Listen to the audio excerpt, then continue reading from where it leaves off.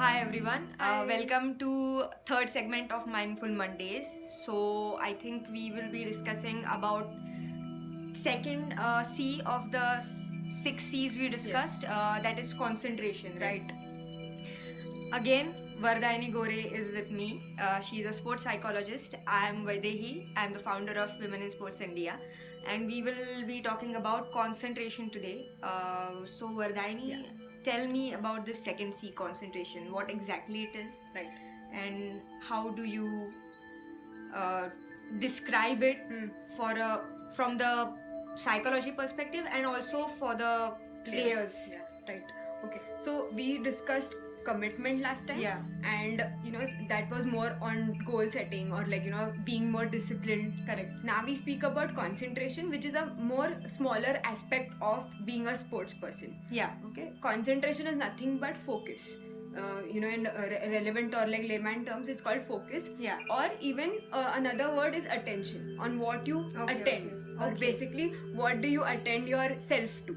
That way. Okay. So that is basically what is concentration. And focus is for me or for the people who don't know sports psychology, focus is a very broad term. Yes. So what are the different aspects or components of focus that me or other players need to know and need to work on? Right. So as we said, they're like concentration, attention, or focus. Like those have various components under it. Yeah. Okay. Like for example, I'll give you a player's example itself. Okay. So like suppose a tennis player, when he or she is playing a match, and if there is a big rally which is happening, the focus is narrowed down to say the ball, where the ball is landing, and where he or she has to hit. So the focus shifts between the area to hit and when the ball is connecting to the racket.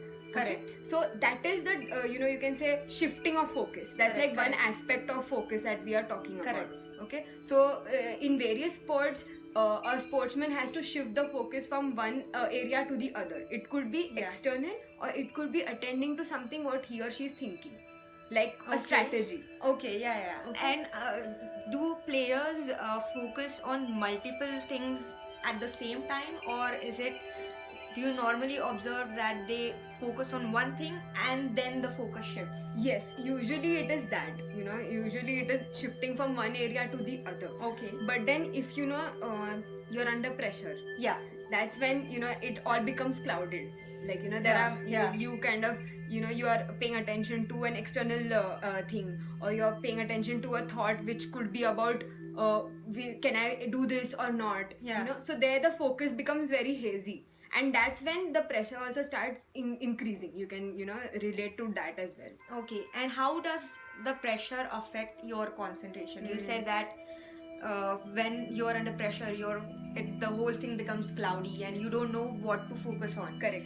So how does the pressure affect focus, and how can you overcome that pressure, or how can you what are the different methods to come out of it. come out of it and concentrate specifically on the job at hand? Okay, so again, let me give you another example. Like let's talk about say a cricketer, a batsman, okay, who's batting maybe under pressure, like towards the end of the match or something like that. The focus at that point should only be on how he or she is going to hit the ball, and how it's going to connect to the bat, and which area he or she is going to hit. Correct. Okay, so these three things have to follow in place. Say first you see the gaps. The batsman will always see that there's a gap here, so I'm going to hit it here. Okay, then the focus shifts on to how the bowler is coming, or like where the seam is, or like how exactly. Now when the batsman is under pressure, there would be external thoughts or like other thoughts coming onto his mind. For example, can I do this? Or like will I be able to perform this activity properly? So that's when that whole process of focus gets here and there. And that's where the batsman will lose focus, and maybe there's no proper connection to the bat, and maybe that will go on to another fielder's hand, like ball, something like that. So that's where the focus goes a bit here and there. Okay. And talking about overcoming this, it's more of a conscious effort. Like, when they are under pressure, they have to consciously focus on, the same process of, like, say, external focus of, like, seeing where the ball could go, or, like, where there are gaps. Shifting the focus immediately to the bowler, and how the bowler is, how your stance is, and is this stance going to help me? This is especially when they are in a very crucial situation. Usual situations, you are in a flow, you are in that automatic flow, but then in crucial situations you have to be a little more conscious, and then go ahead with the situation.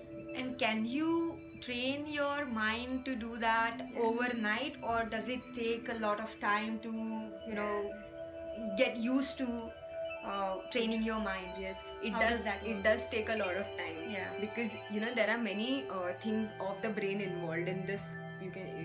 This whole process. It may seem very simple, like the whole process of external focus and then shifting it to internal. It may seem very simple when I'm talking, but there is thinking involved in this. Okay, like if I ask you to change your thinking about your food habits, so saying, like, don't have breakfast in the morning, have it in the night.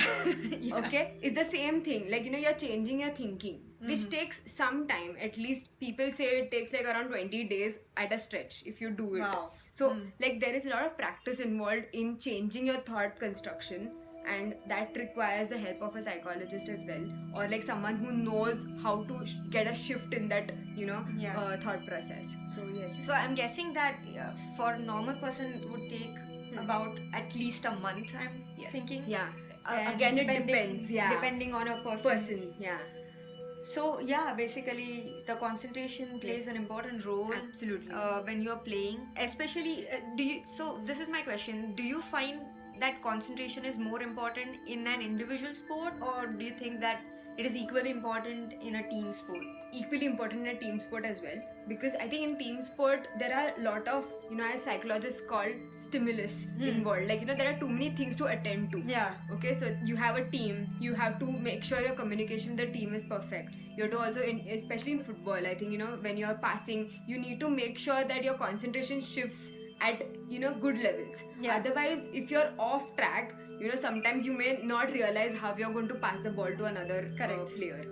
Okay, so yes, in a team sport it's more challenging, I can say, because there are multiple things to attend to. Whereas in an individual sport, it could just be your own strategies, more internal. Correct. I thought it would be more important in an individual sport, but apparently it is very important in team sports as well. So this was introduction to concentration, and we will talk more about the third C. What is that? Control. Control. It's equally important. Yes. Control could be again another umbrella universe in itself. Absolutely. So next time when we meet next Monday, we will talk about control. So for today, this is us again, Vaidehi Vardayani. And if you have any questions about sports psychology or one of the two C's that we discuss, concentration and commitment.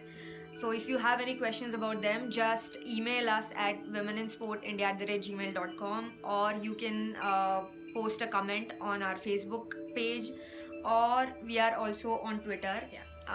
Be Visible, that is BEWISIBLE, and we are also on Instagram. So don't forget to talk to us in case you need any help. And we will be here to help you always. So till then, see you next Monday. Bye.